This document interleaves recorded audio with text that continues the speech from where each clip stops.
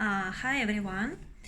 In this video I'm gonna share about some useful techniques which I learned from the course Learn How to Learn on Coursera, and I'm gonna talk about 3 key ideas which I found specifically extremely useful for myself. And on top of that, I'm going to share my own examples, how I adopt these techniques in real life. Some of them I just used before I learned this from course, and some came to my routine just after I found it from the course. So let's just kick off. So the first idea which I found specifically interesting and useful, it's idea about how to place the information to your long-term memory in the most efficient way.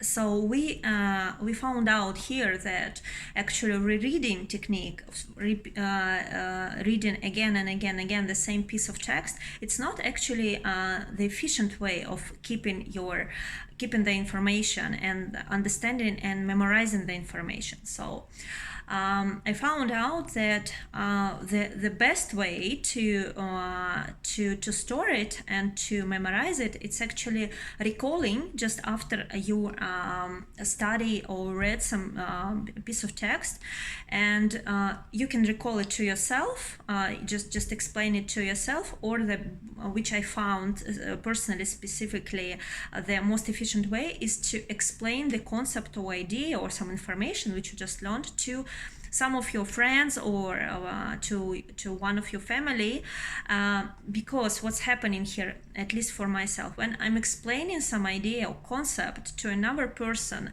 apart from making this information more clear for myself, I can capture some part of the idea which I didn't understand properly or correctly, or what I'm missing. So when recalling, I clearly understand what I missed, and I can come back to the text and get this information from there, and make the whole concept like more clear for me. Another technique which we found out efficient from the course, that it is actually called spaced repetitions. It's when you're repeating the information, like learning the information, not during one short period of time, but quite opposite. You're trying to repeat it through the consequence of days, through the week or through the month, when you spare certain days, and you come back to the material and repeat it again. From my personal experience, when I was a student in a university, or when I was preparing for some professional certificates, I have few. So for me, it's actually and I'm just now realizing that it's actually a very efficient technique. The spaced repetitions really work. And another idea which I found specifically interesting, it was in one of the additional videos. It was Professor or Dr. Robert Gamashe, who was talking about the idea of studying or learning every day. So when it happens, so like when you study the specific subject, literally you spare 15 or 20 minutes per day, and during some certain period of time you're studying it every day. So what happens actually, he says that you literally put the information in your brain, so it's right there. You don't need to suffer and struggle trying to extract this information from yourself. It's already in your brain, so you ensure very quick access to this information. The next idea from the course, which I think for myself was the most interesting and the most efficient, it's the concept of procrastination.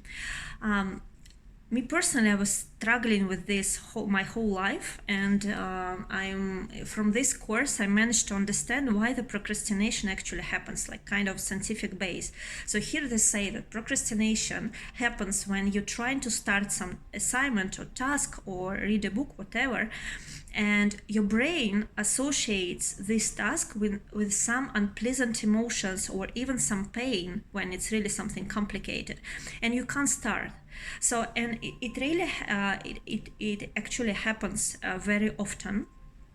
So they discussed few techniques which can help you, like a Pomodoro technique, when you set a timer for 25 minutes and remove all distractions from your environment, like mobile, switching off mobile phone, putting the headsets, and trying to really focus on what you're reading or what you're studying. Another idea mentioned, it was like eating your frogs in the morning. So what this idea actually means for me, so because the procrastination actually it's about delaying. So when we try to delay all our complicated tasks to the end of the day, you're allowing procrastination to occur during the whole day. So you all day suffering and thinking and storing, keeping this thoughts in your mind that you need to do something, and you're struggling with the thoughts, you're suffering from these thoughts. And instead of doing these things in the morning and just get some relief. And I have my actually own technique, which I would like, my personal one. I didn't read it anywhere. It's something really I invented by myself, and I would like to share it here. So I call it, this technique is trick your brain. So there is actually one thing I really hate to do. It's washing dishes. Really, it's something I don't like to do. And I found out a way how actually I can approach this without suffering. So what I do, before starting to wash it, I'm telling to my brain that I'm not gonna complete the whole task. I'm gonna wash, for example, like half of the sink. Literally, so it will not take me a long period of time. So I'm starting doing that, and of course, when I'm reaching when half of the dishes are done, I'm not intending to stop. I would like to complete the whole idea, the whole tasks. And I found explanation now why it happens. So the brain receives a signal that actually the task which you're gonna do is very simple. It's much simpler than you thought. And even though I understand that this is not true, that what I'm telling to myself, it's not actually true, it doesn't matter. The brain receives the signal. So, and it allows me to complete this not quite fun exercise. So, and it really works. It really works.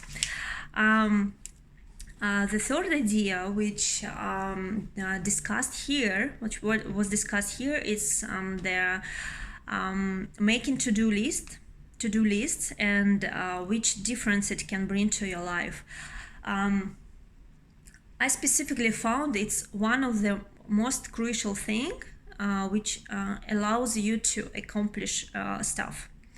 So why it happens? First of all, what's happening on the brain level. So by writing down the tasks on the piece of paper or on your iPad, you leaving some spare space in your brain, which you can use for solving problems instead of just storing the information.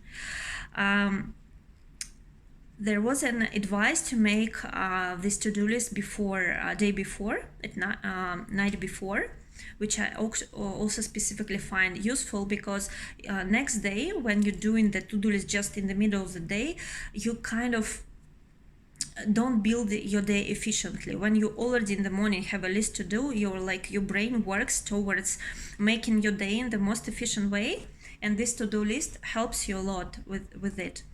And another important thing while making this is to allow you to recognize what you actually accomplished during the day, like to allow you small celebrations of that some of the tasks being accomplished.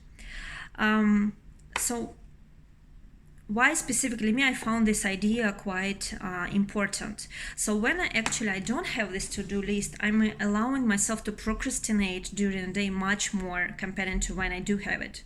So also it's very important when having a to-do list, you have this feeling of accomplishment of the task. For me, it's very important.